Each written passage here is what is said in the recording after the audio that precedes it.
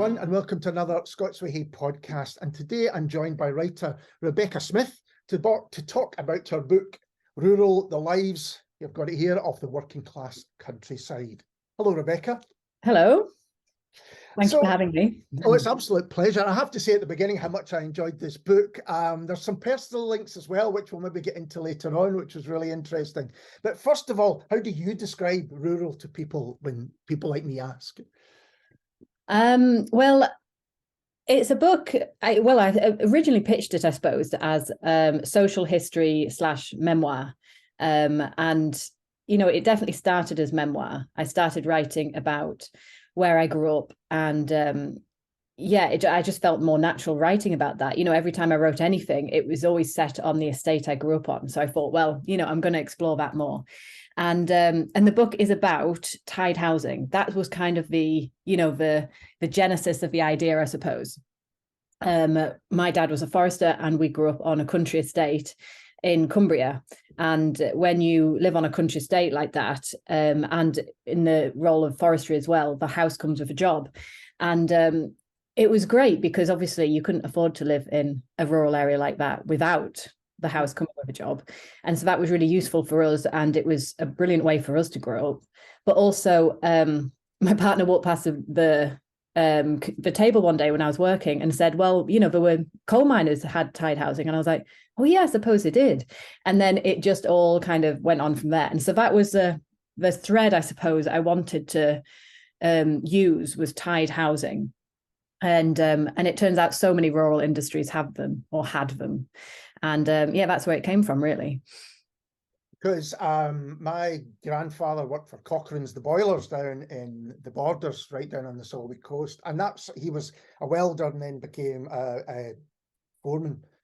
And they had that. My mum grew up in the tied house, that as well, you know, and again, in quite an idyllic part of the world, you know, like, not a lot else around, and there's the river and all that. So it was really interesting to read the beginning of the book, because when you're a child, you're not aware of the complexities of what's going on. You're just enjoying the fact that you're maybe in kind of open space and you know, on a nice day, there's forest in your case and things to play. Was that the case? It was just a kind of, in inverted commas, idyllic childhood.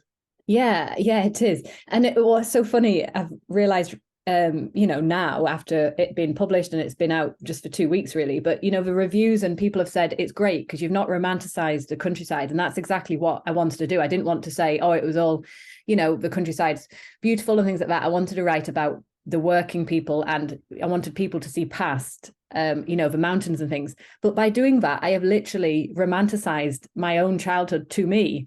And now every time I think about it, even some of the research trips, even the places I wanted to go, and I did go, I remember thinking, I want to go there, but I don't want to go because I'll feel envious. You know, I want that back so much. And I have totally romanticized it, and I think about it more and more now. And but that's just what happens.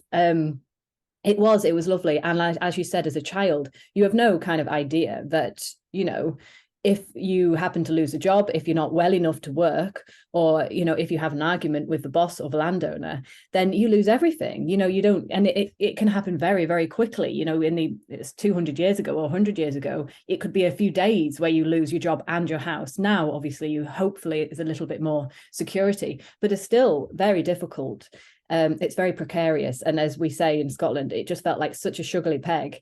Yeah. And but I didn't feel like that. I felt like we were free. We can do whatever we wanted. We had, as a teenager, it was difficult because, you know, you had to drive everywhere, but we had great parties, and everyone did, in all corners, you know, whether it was at a farmer's house or of friends' houses on the other side of the hills or something like that, and or at our house in the Bothy, and it was brilliant. Because when you were a teenager, certainly latterly as a teenager, there's some great bits about you working in a pub. And, you know, and going back to the pub and seeing, you know, that actually, you know, in the outside, not much has changed. But it got me thinking, I knew a few people that lived in the country. It might have been more in the 80s, but certainly they still drove. But sometimes, right, they might have had a couple before they still drove as well. It was kind of like a nod and a wink that was all right. Was that the case when you were in the pub? I think so. You know, I mean, especially if you're only driving, you know, if there's literally just one house at the end of that road, it's your house. You know, I think that happened quite a lot, really. And I mean, that's what we used to do at the end of a shift. Everyone used to have a drink. And so, and as in England, you still can have one drink, but, in Scotland, that has changed not too long ago. But yeah, that was a thing. But I loved working in the pub. It was a lot of fun. Yeah. At that age, because I worked in pubs and bars as things as well at that age, and it is the best fun I think you've probably ever had in terms of work. Going back to your childhood, though, there is things which kind of give you a hint that all is not completely well, like the fact that you played a lot on the land, but you never kind of played with the folk for the big house, the children, who are actually living in the house off the estate, which means there was division even then. Yeah, and we didn't. It didn't even, I didn't register that either. We just knew that's what it was. So, the big house was a very big house and, Victorian Gothic kind of thing. And they had the gardens, which was about 12 acres. And we lived firstly in the outskirts, I suppose, of the gardens. And you could play in the gardens, but as soon as I went anywhere near the house, I knew, that wasn't where we were meant to be. And it would never really bothered us. It's just, you just stayed away from it. You knew the rules. Whether or not our parents had told us the rules, I don't know, but you knew inherently that you don't go near them. And but what I found so interesting when I started looking back on that and thinking about it is that, they had 5 kids and they grew up alongside us. They were all our ages, and there was the plumbers' kids that we used to hang out with, the farmers' kids, and one of them was a chimney sweep, and the housekeeper and things like that. And we just never knew them really. And because we got the run of the estate when they went away to boarding school. So I always wondered, did we, experience it? Did we have that connection to their land better than they did? I mean, they're back now. One of the sons is back and he runs it now. And I told him about the book and, he was quite interested in it and stuff, but I've not sent them one. I probably should send them a copy because I'm sure they'd find it quite interesting. Because, I mean, although you're talking specifics about your childhood, what the book makes clear is that this was being replicated, right across the country. And also you've got this thing where people didn't quite know where to place you or your family because you lived on a big estate, but yet you were working the land. You were your family were the physical, making sure this estate stayed as it should in terms of the way it looked and the way it ran and the way it made money and all of those things. So that was an odd thing, usually it's more clearly demarked about where you belong. Not always, but perhaps. Yeah, I don't know, because that's what as well. I mean, that's why I wanted to start writing this, because a few years ago there was a real surge in working class voices in literature, and I thought, this is brilliant, this is really interesting and it's what I wanted to read. But when I read the stories and things, I thought, and what was coming out, I was like, well, I don't recognize any of that. And I kind of assumed, I think we're working class, but because it was an estate as well, you always felt like, or certainly Dad always did, because by that point he was the head forester. He wasn't, because of all the other states, he was just working his way up. You had to be in both camps. You had to know how to speak to the landowners and the people that came for the shoot and things like that. But you also had to speak to everyone else, the people he employed to live in the caravans sometimes in the forests. And that was a really weird, we used to get the phone used to ring and I used to answer the phone and it was lady whoever.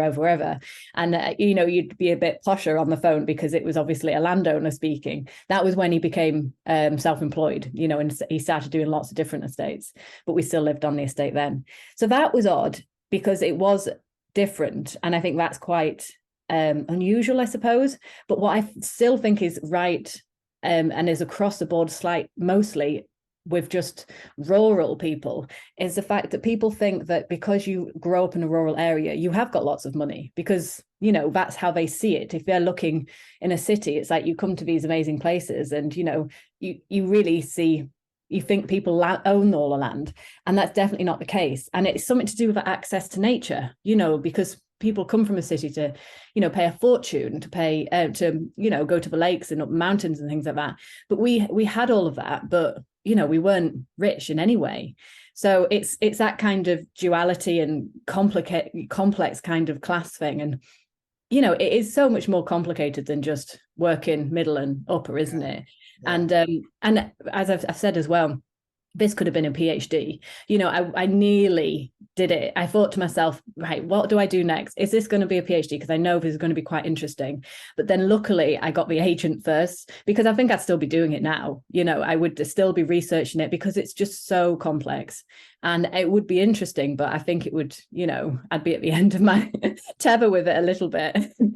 And having done a PhD, more people are going to read it as a book than they will your PhD. I can guarantee yeah. that. It was interesting. When I was reading this, I was up north visiting my brother with my mum, and I did that thing that's really annoying when I was reading, going, "Oh, do you know this?" And and tell it to my mother, But it was interesting because her family was the one down in the borders, and she had a grandmother that worked in an estate down there in Hodham Estate, and she would tell me that she worked in the kitchen. So with a French chef who was, doing the kitchen there. Cool. So she would have all these French names for, she would talk about julienne of vegetables and an assiette and all this. Wow. Which, and everyone was, what are you talking about? What are you That's so cool. But I think that kind of makes that point. You've almost got a foot in different worlds when you're there, perhaps.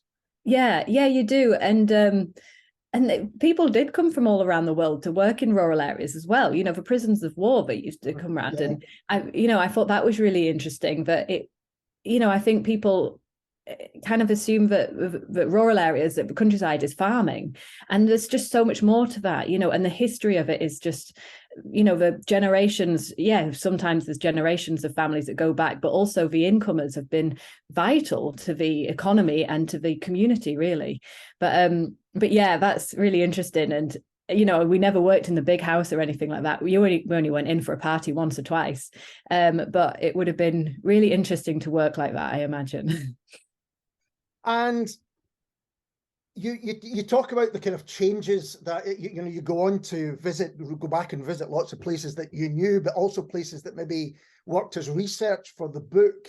And there are lots of changes, I think, again, with people visiting the countryside much, much more. Let's take the Lakes District as an example, because you stayed there for a long period of time, and that's an area that really has changed hugely. You've now got Airbnb taking over a lot of the places that before people could live and work in the area. Going back to working in the pub, you still need workers to work there, but where are they going to stay when all the property is taken up, either as holiday homes or Airbnb, that kind of thing? I mean, what changes have you seen, particularly in the Lake District? And then, we can maybe extend that out.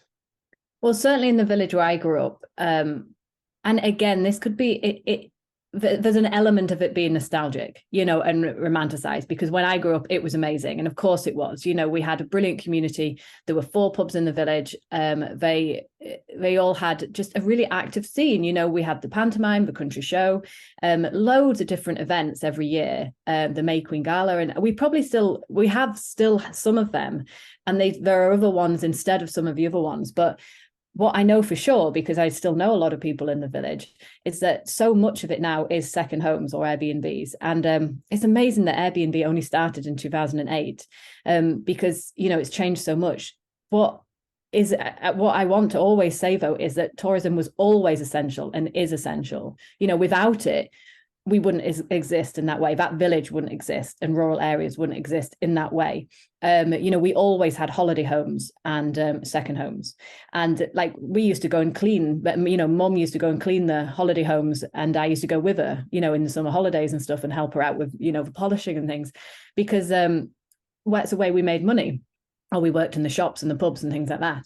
So we need it, but it just feels like the balance has been tipped. And I don't have any kind of proper answer to this. It's just what you see.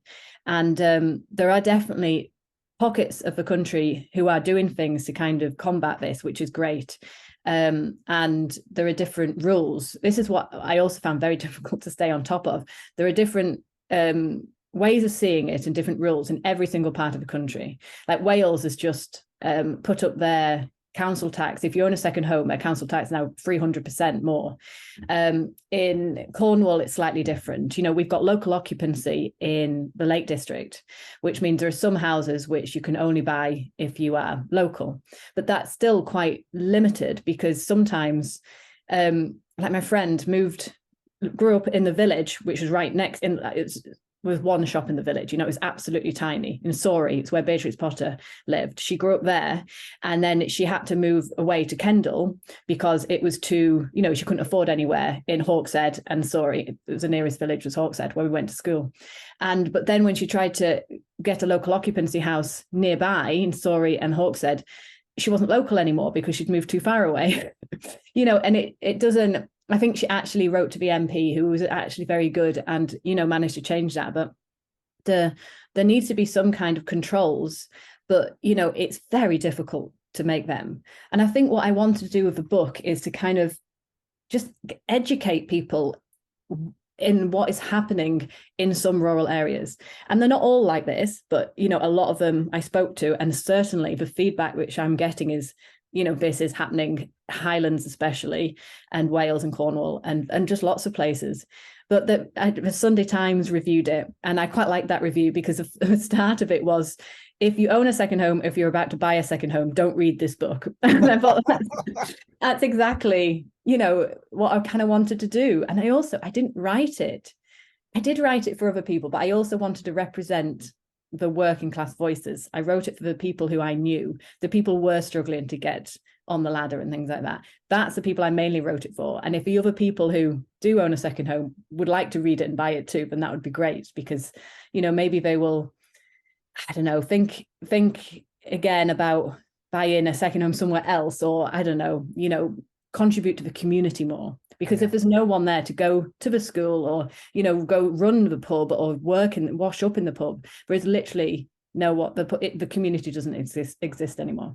Yeah, no, absolutely. And there's so many places I know up in the Highlands where if you're going with someone who's local, they'll say, well, we see them a couple of months in the summer, or we see it, and the rest of the time the doors are shut and they're empty. And I think it's worth digging in a bit deeper to tied housing, because, so if I'm right, they used to it was low rent but low wages on the back of it. That's kind of how they justified low wages, is that you got. Yeah. Is that right? I think it was different in different places. Yeah. I know, because some places did still pay rent, but it was low. But we didn't pay any rent. You know, it just, the house just came with a job. That was it. And which I don't know how low the wages were, because that must, you know, it implies that it was quite low, or it implies that at that point property wasn't such a, you know, an important thing, I suppose. So that would have been in the 80s. So yeah, it just means you can't save because you're not earning very much. And it means you don't have anything to pass on, which in some cases there's nothing wrong with that. You know, in Europe, they don't have this whole thing about buying houses, you know, like we do. But I know certainly for my mum, she was always very conscious of, we've got nothing to pass on. You know, Dad was a bit like, you know, he loved working, he loved his job. But Mum was very aware of this. And now they have moved, you know, they got a mortgage when I was about, I think I was 18, 19, I can't remember now exactly. It's in the book. And then, and now they've just paid off a mortgage. And to them, it's just wonderful to have that security. So even though they, you know, luckily now they do technically have something to pass on to us, but what they did pass on to us, and what I hope they understand now, is that connection to the land and the connection to, basically it's nature. You know, I'm always kind of reluctant to say nature, because I think that romanticizes it slightly. It is that, but it's also just the outside world. You know, it's how it works. It's the seasons and the soil and everything else. So I'm glad they've passed that on to us, but yeah, because I think in Britain, particularly in the 20th century, still now, although it's almost impossible for people, the idea of owning your own home and it's your castle and all that kind of cliche was a really big thing. That was, you know, you're right, Europe's a different place in terms of how they value the idea of owning property. But, you know, it goes back a long time in Britain, and it's a hard thing to kind of get out of. We need security, and therefore we need to save to get a mortgage and all of those kind of things. And but now, of course, when a lot of what previously had been tied housing is now second homes or holiday homes or Airbnb, then that switched again. Those are no longer in the community. Mm-hmm. No, and that's, you know, where you start talking about, well, we need new houses and things like that. And so it's, you know, I wanted to write about new development, you know, like on Mull. I spoke to Helen MacDonald on Mull, and Dorothy up in Sutherland as well. You know, they are desperate for any kind of land so then they can build new houses. And that's, you know, that's remote rural or rural. Obviously, I live in the Central Belt and it's different here. It's a semi-rural, I suppose. It's certainly not a city anyway. But yeah, we need new houses, but we also need some of those homes, the second homes, back in the community. And it's just getting that balance right. You know, it's really difficult. And I think things go in cycles. I really do. And the reason people buy second homes and, you know, and go to these villages is because not just the views, it's beautiful, and, you know, it's the lakes are lovely and the lochs are lovely, but it's also the community. You know, it is the full pubs often, and the nights out in the pubs, and the, you know, the bakers or whatever in the cafe. And when that doesn't exist anymore, I think people will start to leave them and sell those houses, and, you know, and the cycle continues. I went to a book festival 2 weekends ago in Wales, and that community was so strong. I couldn't believe it. The pubs were all full. I mean, obviously it was a literary festival at the weekend, but everyone knew everyone. And it was like when I was 18 again in the pub, and it was just really lovely. And I thought, well, they've not got that yet. And there wasn't any, it was a farming area, but I think quite a reasonably wealthy one, but there wasn't any questions about second homes. Whereas some places ago, it's all we talk about, and the newspapers are very interested in that. So it's interesting. You know, everything goes in cycles, I think. And do you think land ownership is still at the heart of the problem? The fact that so much of the land is owned by so few? Again, it depends where you go. You know, Scotland's really lucky that we have the community buyout, that we've had that for so long. Again, I don't feel like I am an expert in this whatsoever. You know, there are so many more people who are very much clued up about this and know the history and what's going on now. From where I'm sitting, though, it just looks like the community buyouts have been incredibly useful. Like Egg, I went to Egg, and that was an absolutely brilliant research trip, because it feels like, you know, you have the ownership of a land, so you can decide what to do with it, whether you want to create a business there, whether you want to build houses. And Egg, you know, for instance, they had a house for sale this time last year when I was writing it, and they had written in, you know, you can only basically buy this if you are willing to live here and be part of the community. And that's just like local occupancy clause in the Lake District. And it is like a job interview almost, you know, because you're part of the community, and that's important. You don't want to be in a community on an island that, you know, you ruffle up feathers and you don't like people anyway. So it's all a part of it. But well, talking about land ownership, you know, we've never owned anything, but then we got the opportunity to buy the 8 acres. So my brother has lived for a long time now in the woods near Ulverston in the Lake District. And he looked after the woods for this lady and maintained them, and, you know, and did some chainsaw carving. And then when she died, her son was selling them. And it was very, very generous of him. I mean, we still played market value, but he didn't have to do this. You know, he offered us 8 acres. He parceled like a corner off for Tom, so then he could buy that. And you know, we couldn't afford the 300 acres because it was an awful lot of money. So it was very nice that they did that. And that Tom now is secure in the sense that he can't build a house there technically because, you know, you can't get planning permission, but he does live in the woods, basically, in the hut. And he loves it. He's absolutely happy as anything. He doesn't have running water. He's trying to he has got a spring, so he's trying to create that. And he's got a wetland area now and things like that. And it's really nice to be able to have that. And Mum and Dad feel incredibly proud that, you know, well, Mum had to buy it. Tom couldn't because he didn't have any money. So Mum took out her pension and bought it. So yeah, we're lucky. You know, you said at the beginning that you didn't want to romanticize things, but living in the woods in the district just sounds so romantic. I know it does. And it is. You go and when we go and see him, and, you know, we'll just pop and see Tom, and then you're there for all day because you think, oh, there's nothing to do, but there's always things to do. You know, he's got axe throwing, and, you know, we can play with the look for the tadpoles and things like that. And he's got a little digger now, and yeah, he knows. He really is a forester, an ecologist, and a conservationist, you know, and that's what I find so interesting. He's working with the land, not against it, you know, not just on it, he's working with it, which is I think is really good. And I think that kind of gets to the heart of what makes the book so interesting, is that most people, even if they visit the countryside regularly, and I include myself in that, we enjoy the countryside. There's a reason we're there. As you say, it's beautiful. It's all of the things that you mentioned.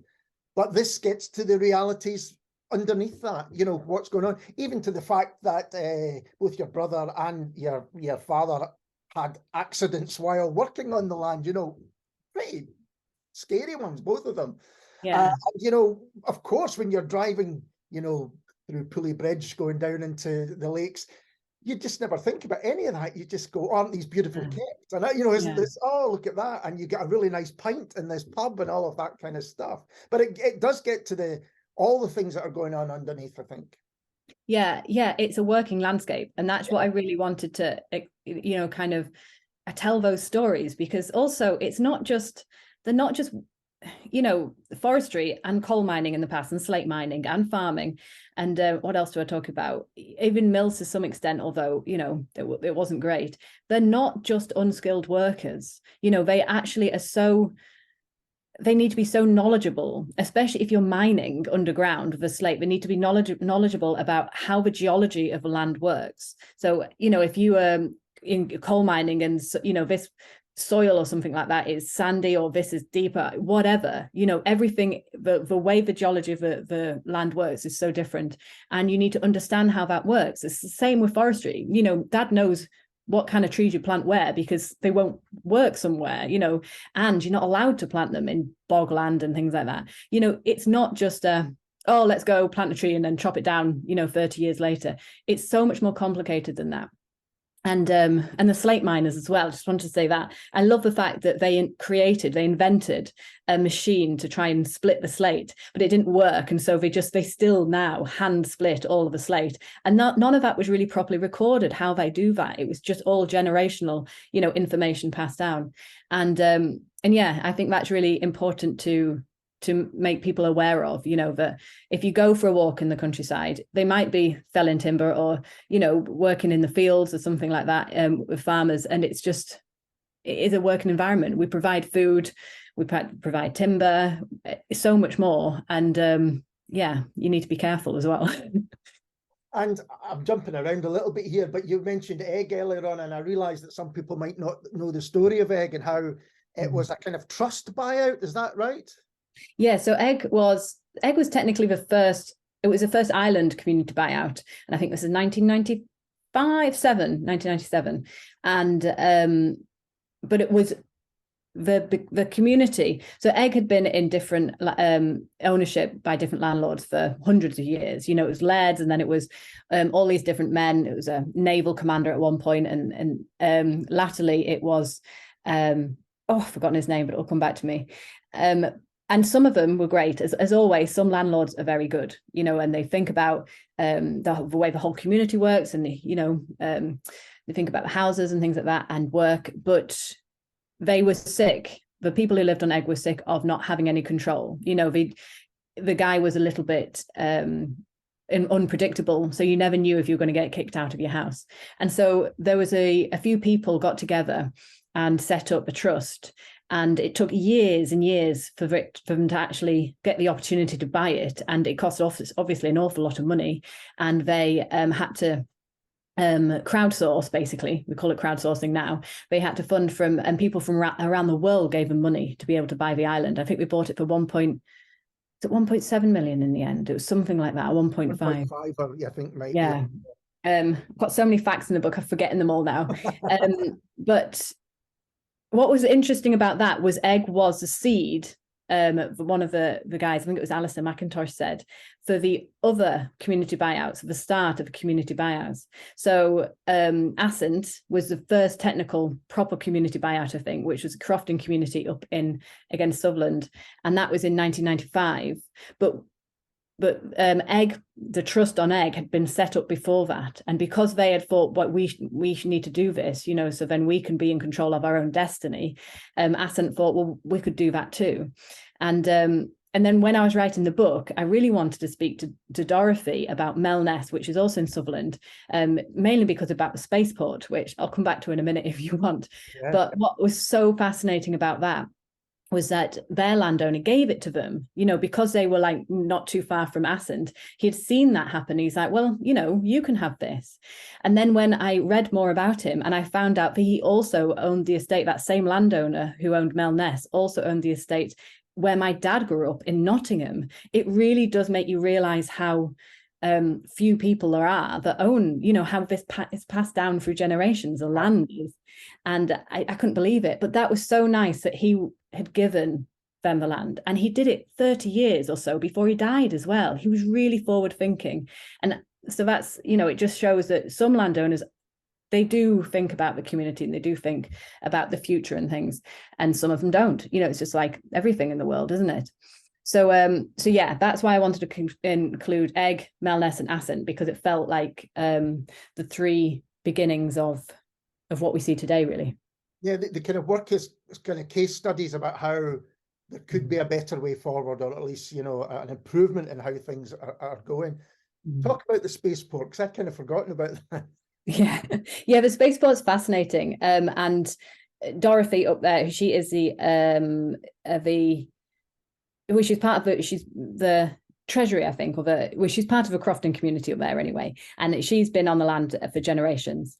And she really wants, and I think it's all going ahead now, because this is a year ago or even more when I wrote this spaceport. And they've got an awful lot of acres up there. And this will only take up about 12 acres. And it's going to be, it's going to fire rockets into space 12 times a year, and it's to measure climate change, to scientifically measure things like that. And what's so good about that is that it will bring in rent, the company that's going to base this here, it will bring in rent, and it will also bring in jobs. And they will be able to build 12 houses, which doesn't seem very much, but it's a huge amount when there's, only 60 crofters that live all on the however many thousand acres.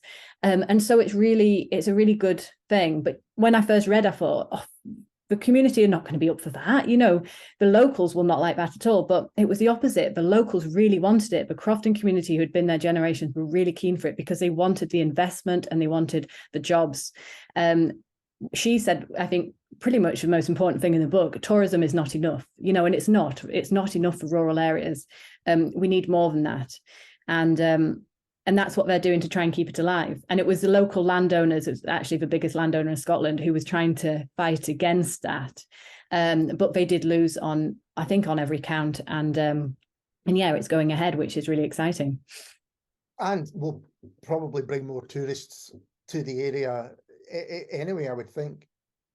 Yeah, you mean in tourism? Yeah, people who are, if you say if they're going up the North 500 or whatever, and you say you can take a turn off and, there's a spaceport or something like that.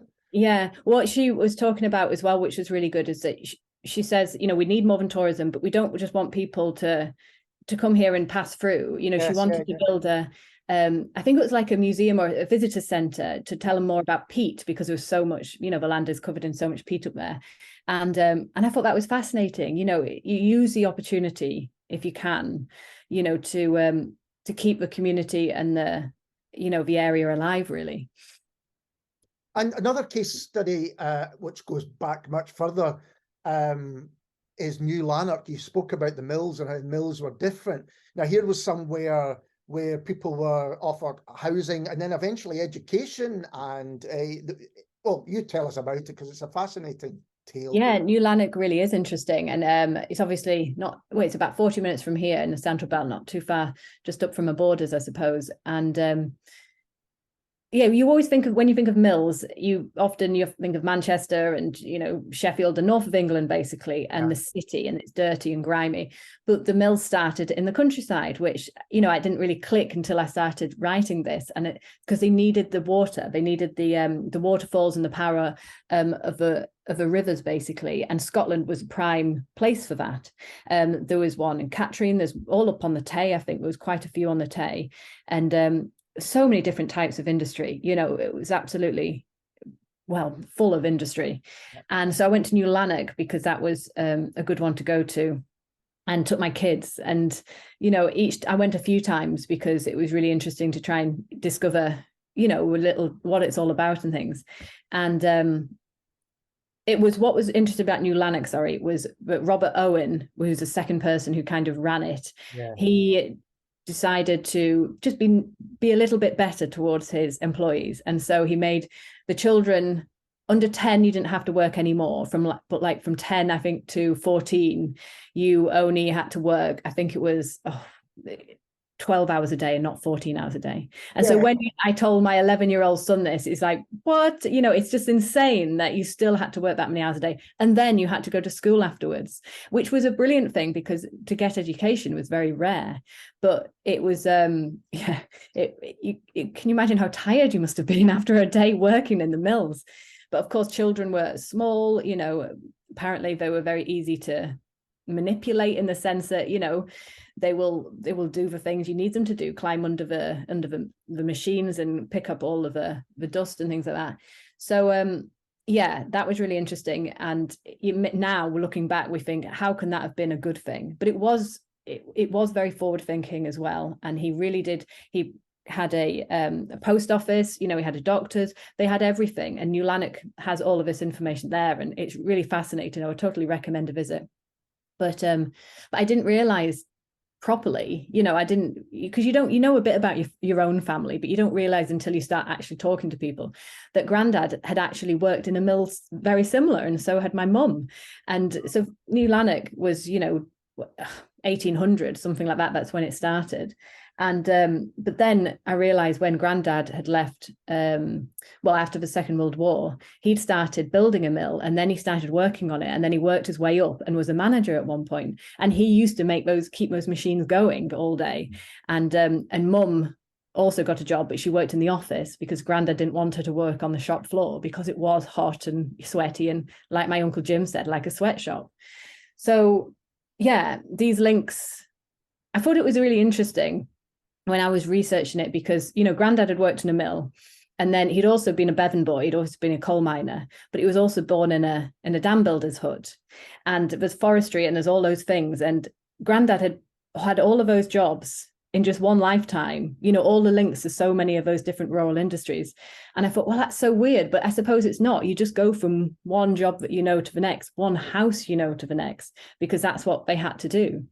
So yeah, it was really interesting doing the family research too. Yeah, I mean, that was an incredible story, because I thought it's almost as if he's found, what can I do next that's more difficult, more challenging, more death-defying? Oh yes, I'll go and do this. Talking of your family, how have they, I take it they've read the book, and what do they think about it? Yeah, Mum and Dad were the first ones to read it, because, you know, without them, it wouldn't exist. And I was like, and I wouldn't have done anything more. And they were fine with it. You know, I think Dad's read it about 3 times now and cried every time. So that's nice. But yeah, it's, and my best friends as well at home, you know, the ones I've grown up with since I've known, we all went to Hawkshead Primary School. I'm so glad they liked it, because although actually they don't feature in it, it's about them as well. And yeah, everyone's really liked it.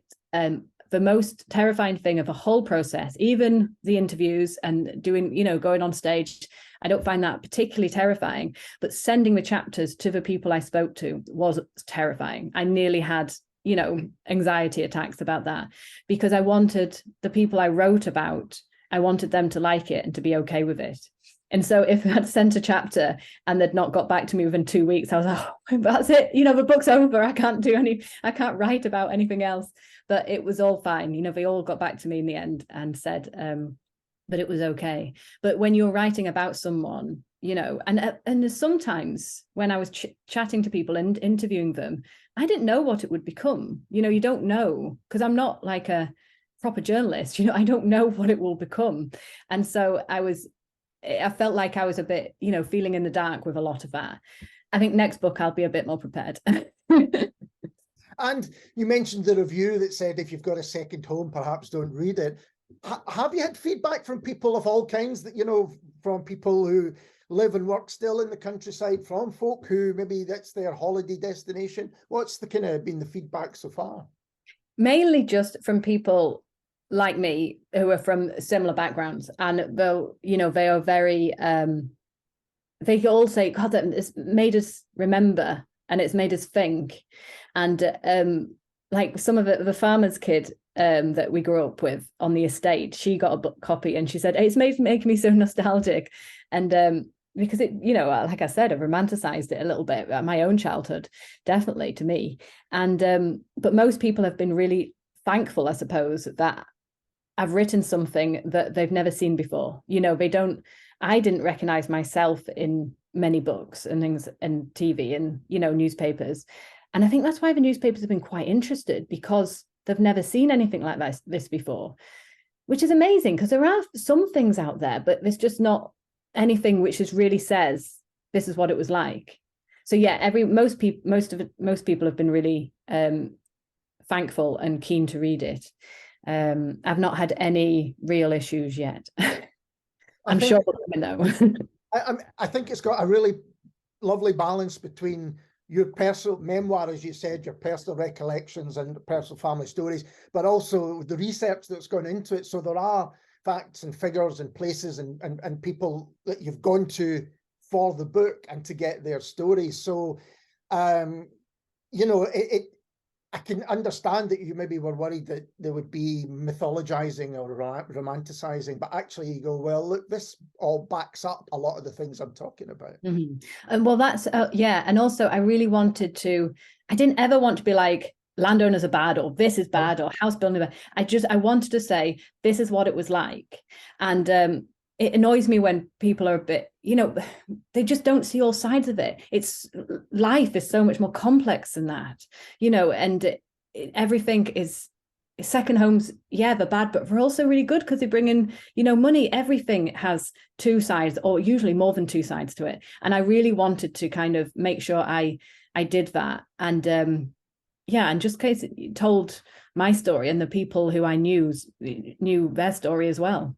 I think you get that absolutely right. And I think you can almost use the use of housing as the example of that. Like you know, you said, well, here's how we grew up and the situation was, and there was good and bad to that. And here's now when I go and revisit places that I grew up in, it's changed, but there's still good and bad to that as well. So, you know, it really is a kind of even-handed picture of everything, and readers will come from it from all sorts of different points of view as well.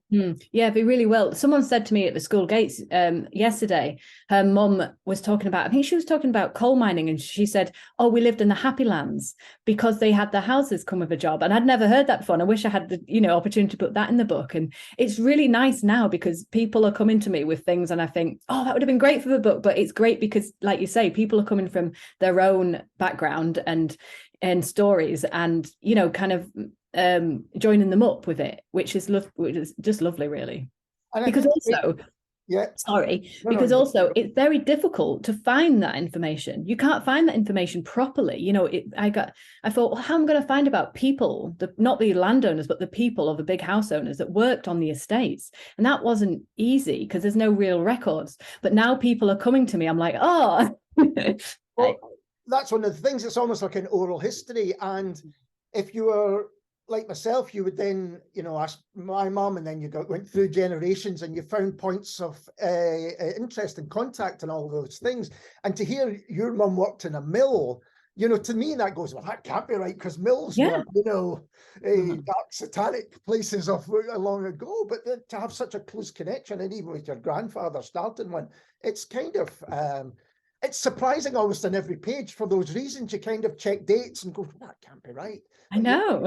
It's the same with me. Yeah, I'm still surprised now. But what my Uncle Jim has just told me as well, because I spoke to him the other day, and he said, well, I'm just coming back from Ireland. Now, I didn't feature Ireland at all. I really wanted to, but I just didn't have time, you know, to go there and to just do that research. And also, I didn't know we actually had connections to Ireland, because I wanted to keep all of it.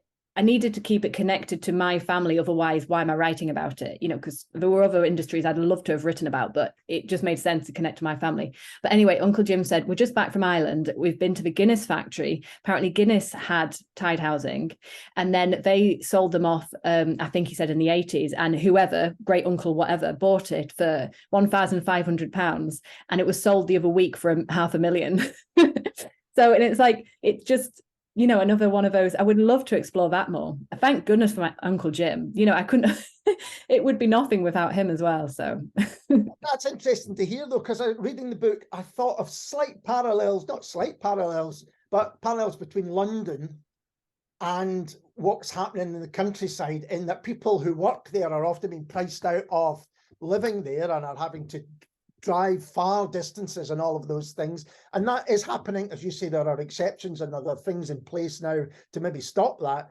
But, you know, people being priced out of the countryside as well.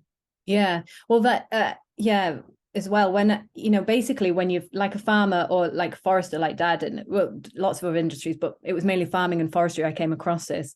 You've worked on the land for however many years, but then you retire and you don't have that tenancy anymore. Because obviously someone needs to come into that house, if it's still available as a house to work in anyway, which is actually quite rare now, but to work that job. And so you are kicked out of the land and the house, and topsy-turvily, you know, you end up having to move to the nearest market town. And Mum and Dad, you know, still live on the outside of a town now, but they did this time last year live in the town, and it's just like a fish out of water. It's so odd, you know, they didn't even have a garden when we used to have, you know, hundreds of acres basically. And of course, it's, you know, ridiculously lucky that we had all of that. But it's just so weird when you have lived and worked on that land for so long, especially as a farmer, you know, when you know it inside out, and then you can't live there, you can't retire there either. But it's just part of it, you know, and farmers know that, and they hopefully make, you know, have a backup plan to when that happens. But sometimes it's not as easy as it seems. And did writing the book make you reflect differently on the kind of socio-economic situation of the countryside? Did anything shock you or surprise you or just change your mind about anything? No, it makes, when I go on holiday, I always try and go to the you know, that's where I feel happiest, in rural areas. And so we never really go to the city, or really abroad that much, to be honest. And so it makes me, I was always quite aware of where we stayed. You know, I always wanted to be somewhere quite far flung, I suppose. But now I'm a little bit more aware. It's like, I still use Airbnbs because I kind of have to, you know, because there isn't much choice. Also, I've got 3 kids. A hotel is not a good idea with 3 kids. You know, you kind of need that self-catering kind of place. But like, we're going down to Cornwall in the summer, and I was like, what do we do about this? You know, what kind of place do we book? Because I know the issues down there. And in the end, we've booked basically a big caravan. So it's in a big caravan park, which is fine. And we quite like those, and the kids love it and stuff. Yeah. But I didn't want to have an Airbnb, because as much as I would have liked to, you know, you just feel so guilty about it. But that doesn't mean to say that everyone should do that. You know, it's so difficult. Like I said, it's still a very nuanced, very complicated issue. But yeah, it makes me more, even me who's from those areas, makes me even more aware of how those communities run and what life have got left in them. Well, Rebecca, I think it's a fascinating book. I hope many people get to read it. Thank you so much for taking the time to talk to me. Thank you very much. Thank you. And we'll be back soon with someone completely different.